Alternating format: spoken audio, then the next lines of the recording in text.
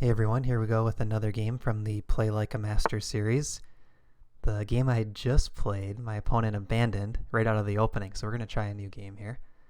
Let's see if my opponent wants to go into a Slav. So after d4, I'm playing d5, and they're going for a London system. Alright, so my plan is to play for a quick c5. I really like these positions in the London.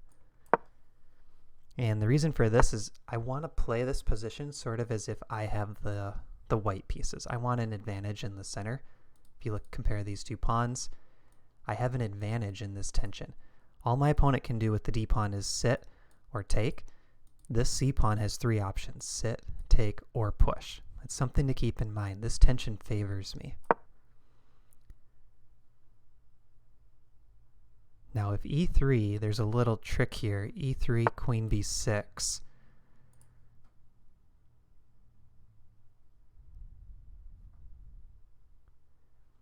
Yeah, there's a little trick here. If my opponent plays queen c2, there's this book line, bishop f5. And if they take f5, I can actually take b2, winning the rook in the corner. So if queen c2, bishop f5. If they go queen b3, there's this really nice positional idea where I can play c4. And if they play queen takes queen, I take with pawn, and this pawn's going to march up the board and try to undermine the c pawn with this pawn up on c4. Okay, so this is the plan. b5, b4, undermine on the queen side. Other moves that could be played: bishop out, eventual e6. But this is really the big plan. Let's get this pawn up right away. And sometimes in these lines you can actually sacrifice your rook. Like if knight a3 is played, there's some lines where you can take a3 because the position is that good. Alright, so now I could play b4 straight away. C takes, knight takes. But it looks like my opponent is going for this counter break, which makes sense. So what I'm going to do is I'm going to put my bishop here, trying to block this counter break with e4. Now, if the opponent plays knight h4, I have to think about how to react to that. I believe e6 might even be a move there. Okay, let's think about this. Do I want to play h6? If knight h4, I could retreat. That looks pretty nice. Or do I want to go for this b4 break right away? If I don't play b4 right away, my opponent could stop it with a3. That sort of makes me want to play it, just to get it in while I can. But I'm wondering about knight to h4. So b4, knight h4.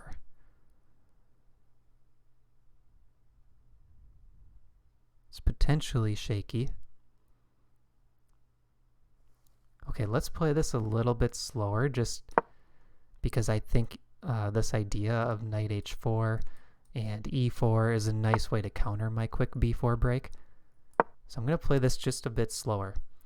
And I still have long-term play on the queen side. Like if I can plant a knight here, that's pretty good. Or I could double my rooks on the a file potentially. There's still a lot that I can play for here. Okay, this move feels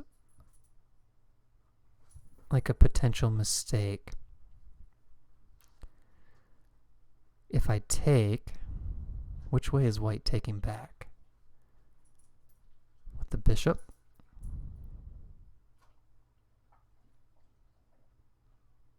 I'm not sure, but I could also move my knight out of the way. I could play a move like knight a5 here.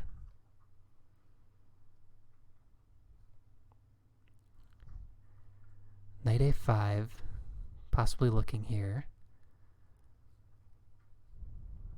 I'm not sure how I want to play this, or do I just develop? Because if white takes, I'm okay with that capture. That pawn's coming to c5 next.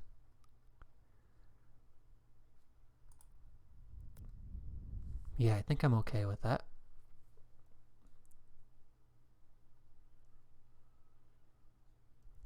Knight e4 I don't think gains me anything, because my opponent might do f3, e4. Oh, you know what I want to do? I want to reroute this knight all the way to a4. That's a common idea in these structures. I'm wondering if maybe I just take e5 right away. Let's go for this. The idea is I want to reroute this knight to a4, hitting the pawn on b2. So my opponent should avoid this trade. If I'm able to play knight takes bishop, I get the bishop pair. I wonder if they know this idea. Put the bishop on c7, blocking me. But that does feel like a funny square for the bishop. They must know this idea.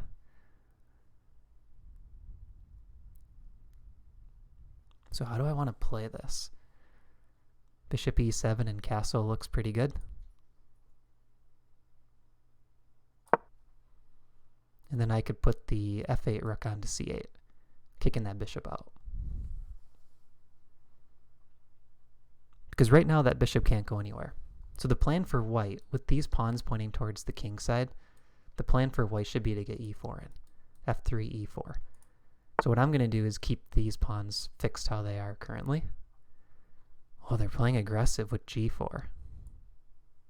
Alright. I could come down to c2, but I don't think that helps me too much. Let's back all the way up. I don't see any advantage really to putting the bishop here if the opponent plays f4.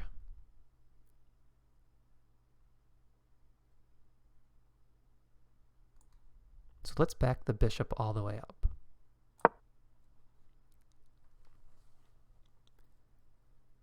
If my opponent plays f4, there's maybe a chance I could trap this bishop. Right now, the bishop doesn't have a good escape route. I'm almost looking at f6, king f7, and then trying to trap the bishop. Or castle and rook f8. b3. Okay, so they want to take on c4. But one nice thing about this position is my bishop guards b1, and I see this a pawn is hanging right now. So I have two pieces attacking the a pawn. But if I take it right away, white recaptures, their other rook comes to a1, and they're getting really quick play on me. So let's castle here. My plan now is going to be to try to win the a3 pawn. And I'm okay with taking here because there's still no rook b1. Alright, they're just going to push that. This pawn looks very weak to me because it's hard for white to coordinate these rooks. This bishop can now be kicked. So I have like a quick rook c8 if I want it.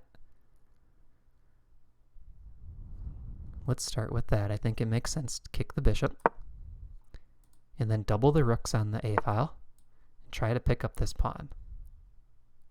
So what's the best way to double? Rook a6, or rook c6 to a6, or rook a7.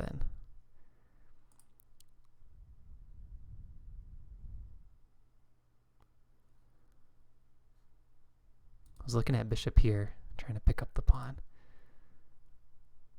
Okay, let's go with rook a6. Actually, I don't want to be lined up with this bishop. Let's go rook a7. The idea is to double. And if white does somehow get this counterattack on b7, I could always push the pawn up 1. It's defended by the knight. So my plan here is very simple. I'm just trying to win this pawn and then convert the endgame. One thing that I need a little practice with, I don't feel like I have good time management when I'm explaining my thought process.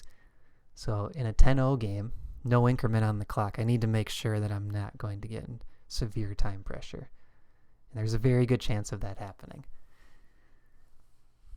Okay, so how does my opponent get out of this pressure down the a file? This move I don't understand. Do they want bishop e1? Because I'm going for, oh, they want e4. Because I'm going for this pawn. I'm just going to win this pawn. Okay, let's allow that capture because we have this free pawn.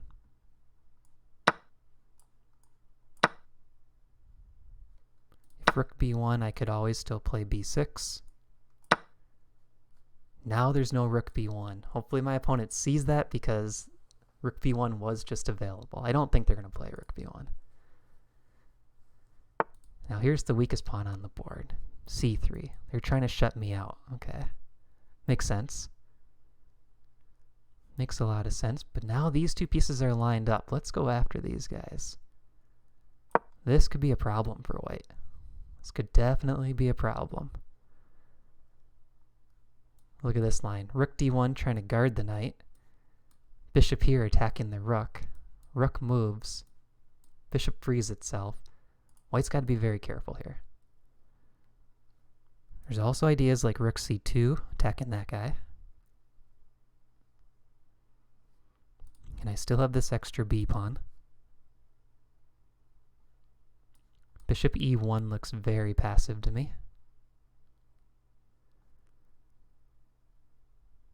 So I need to figure out if I want to save the bishop. I do think it's important.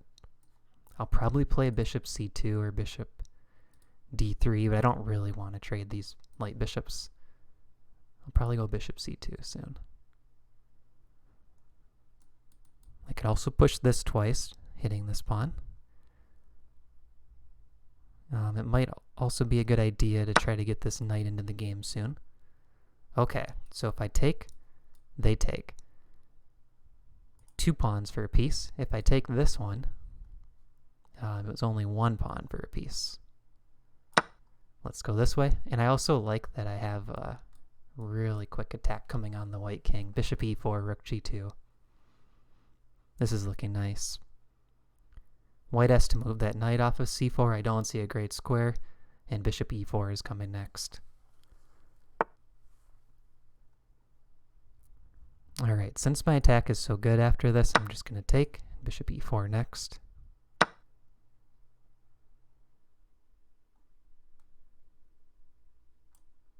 Let's see. They are threatening to get their rook out of here. That's okay, my king can always run this way.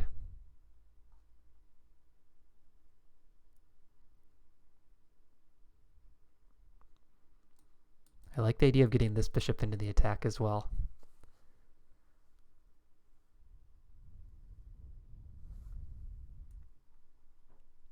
This square is guarded.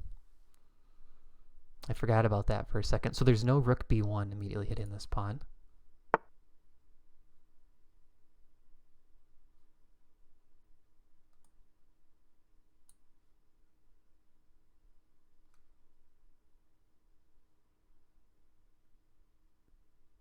Can I create a mating net here?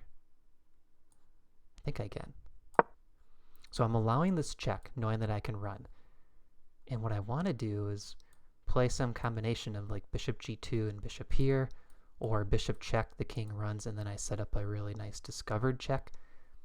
This king is going to be in a mating net. So I don't think white can really afford to come down here and try to win this b pawn. This attack is coming too fast. This idea is, so the idea is bishop e3 check, king here, bishop to d3. Because the e3 bishop guards these squares, my rook guards this square, and this rook is going to move, opening a discovered check from the d3 bishop, and there's going to be back rank ideas. So here, check, here, here. And the threat is to move the rook away with a check, and checkmate coming next after the king goes to e1. So there's a mate sequence here that white needs to try to avoid, but it's not easy, and there's no way for white to get after my king. Okay, they're going for this pawn. Do I have a more efficient way to set this up? No, this just looks good. I don't want to make it too complicated.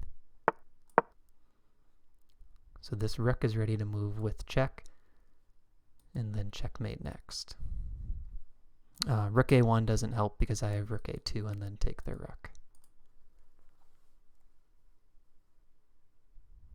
So now I'm trying to think of ways for white to get out of this. Okay, they're not really trying to get out of it. Let me just double check my work. So if rook here, it's check with the only move, and then checkmate.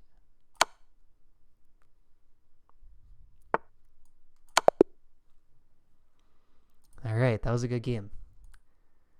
Let's look at it with the computer and make sure we didn't miss anything.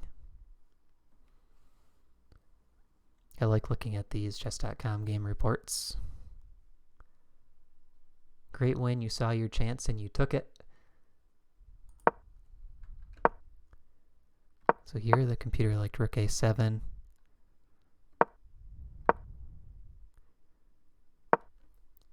Oh, that's a nice idea. Rook a7 and then b6 would actually attack the bishop. And at that point, knight b6. Okay, so where did my opponent first go wrong? b3. Yeah, so when b3 was played, this is an important point. I'm trying to slowly build pressure on white's position. After b3 gets played, all of a sudden I see this target on a3. That pawn, I was pretty sure was going to get captured. I was pretty sure I could win this pawn. And my bishop still controls b1. So really b3 is not threatening anything here. When white takes c4, I just take back with the b pawn, and the a3 pawn dies. So b3 was probably the biggest mistake by white in the game. And at this point, this is a nice structure to know. The computer is already saying a 0.3 edge for black. So when you get this position, it's already favoring black a little bit. And that's because white's sitting here playing passively, and black's playing with the control of the position. Just a real slight advantage. Alright, I hope you guys liked this video. Please leave your comments below. Let me know what you think. Click the thumbs up button if you like it. And click subscribe for more content. Thanks for watching, and we'll see you in the next one.